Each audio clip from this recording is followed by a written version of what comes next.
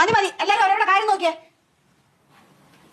മാമി, മാമന് ശാരീരിക അസ്വസ്ഥതകളൊന്നും ഇല്ലല്ലോ? അയ്യോ, ഇപ്പോഴെങ്കിലും നിനക്ക് ചോദിക്കാൻ തോന്നിയല്ലോ.